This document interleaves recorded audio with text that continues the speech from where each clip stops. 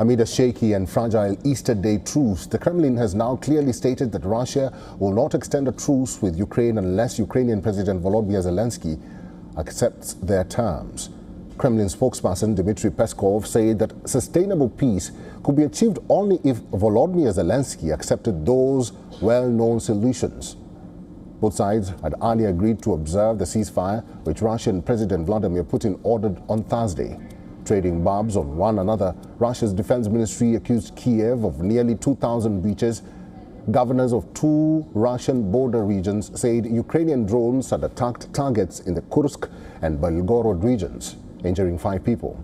The Russian ministry claimed Kyiv had fired 258 times using artillery or tanks and carried out over 1,300 FPV drone strikes and dropped various types of munitions on 375 times via drones.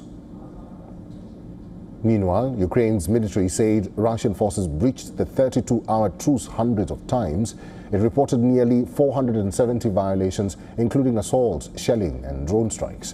In a statement, it added that Russian forces carried out 57 airstrikes, dropped 182 guided aerial bombs, deployed 3,928 kamikaze drones and conducted 2,454 shelling attacks on populated areas and on Ukrainian troop positions. Ahead of the weekend ceasefire, both sides swapped prisoners of war. At least 175 Ukrainian soldiers returned home.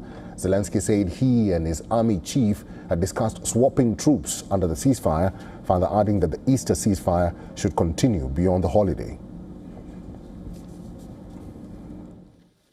Детально говорили вчора і сьогодні з головнокомандувачем. We had detailed discussions yesterday and today with the Commander-in-Chief, the Secretary of the National Security and Defense Council, and the Security Service of Ukraine regarding the ceasefire currently in effect for Easter. Ukraine has proposed this more than once, and it would be good if it truly works. Easter should be a time of security and peace. It would be right for a ceasefire to continue beyond the holiday. Демонструє світу, і, зокрема, Сполученим Штатам, хто і чого насправді хоче. Just as both sides exchanged fire, local residents observed somber Easter festivities and longed for lasting peace.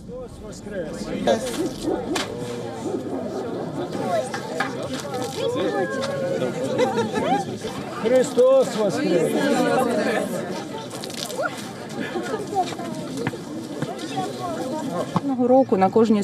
Every year, at every holiday, when we think about it, every Ukrainian thinks and wants to believe that the war will end soon. Everyone is tired of living like this. We are tired of rushing down to the shelters with our children during air raid alerts, wondering whether we will survive the air raid or not. We are thinking about our families, our loved ones, and the people who are currently on the front line.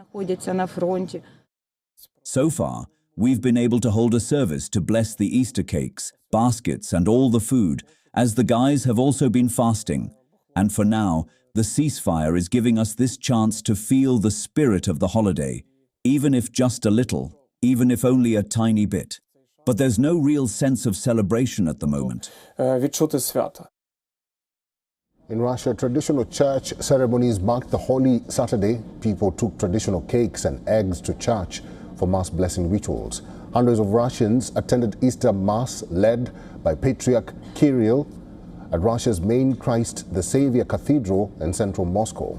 Orthodox Easter in Russia is the most significant religious holiday.